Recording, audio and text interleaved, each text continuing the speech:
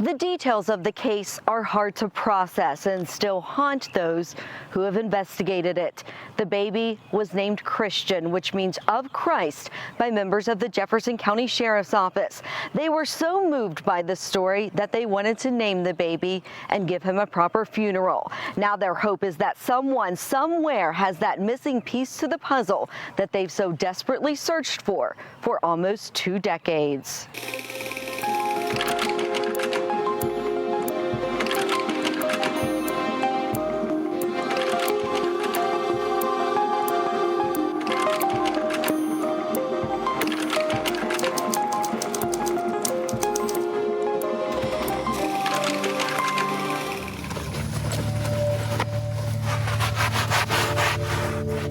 In life, the baby boy had no one. The only arms to hold him, the ones that threw him to his death.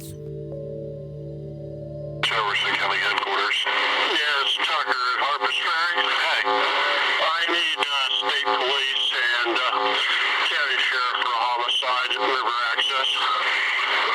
Okay. River Access lot. Yep, got a dead baby. Tell me to start EMS down there too, or what? It's long dead.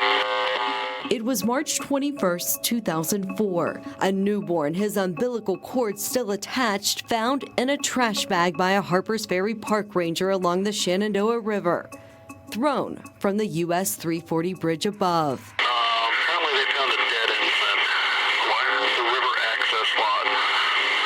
Are you serious? The case still haunts Captain David Colbert. He took the initial call. I can listen back to the 911 tape, and you can hear it in my voice that I'm kind of taken back when I heard that there was a baby in the bag. I asked him twice just for clarification. He had a baby daughter at home on the back of his mind.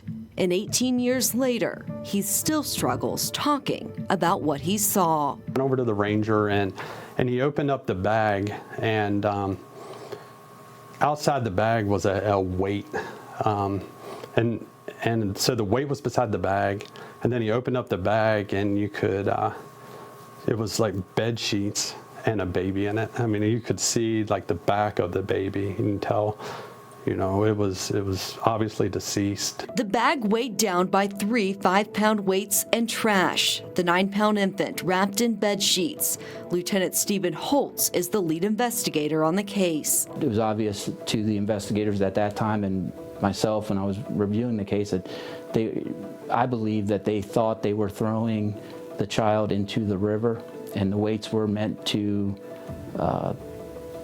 basically hide the evidence, get the baby to sink to the bottom of the river. The medical examiner was able to determine the newborn had been there at least a month, but maybe longer. Alive when he was put inside the bag, the 60-foot fall is what killed him. I want to find out who the mother is, but I want to know who threw the baby off the bridge. That's really what matters to me. I don't know what was going on with any of these people. So ultimately, I want to know who put that baby in a bag and threw it off a bridge. In life, he didn't even have a name until the town made him theirs. He belongs to all of us now, and we were the people that could do something for him. He would come to be named Baby Christian, and a town would come together to give him a proper funeral. After the state did their autopsy, they were going to keep the child, put it in a pauper's grave.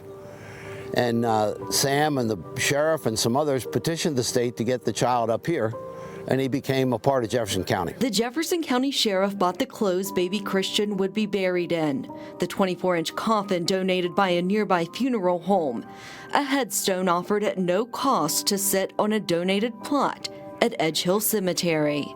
Dr. Henry Christie officiated the service at Harpers Ferry Middle School, where more than 100 people came to say goodbye to the baby they never knew. This child was thrown away one time. We weren't going to let it happen again. The questions swirled around town on who his parents could be. Tips poured in, everyone followed up on. Suspects were developed, search warrants were served, DNA testing was done. But it hasn't been enough to find out who did it and why. I believe the case will be solved. And what I have found, it's been 18 years. And in those 18 years, I've seen a dramatic increase in the ability to solve cases using modern technology and DNA and methods that weren't available 18 years ago. If you came here today looking for answers, definitive answers, I apologize because I do not have any. Why God gave baby Christian a few short breaths on this earth is a great mystery. And that mystery has continued for these 18 years. On what would have been his 18th birthday, Dr. Christie tries to comfort a still grieving community gathered to mourn the baby they were given. He's our baby. Every single person that knows about him, he is our child. We love him, and we want justice served. Ann Fern walks by baby Christian's grave every day. I always say a few words to him. You're not forgotten. We love you. We're going to find out what happened. If there's one thing she knows, it's that the passage of time isn't on their side. People move on.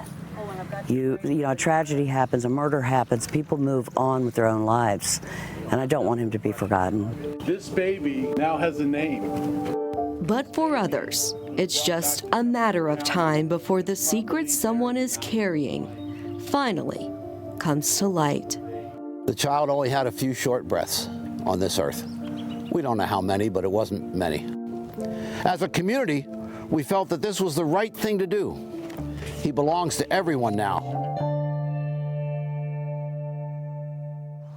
Investigators emphasized to me that this is still a very open and active case, and it has the full support of the Jefferson County Prosecuting Attorney's Office.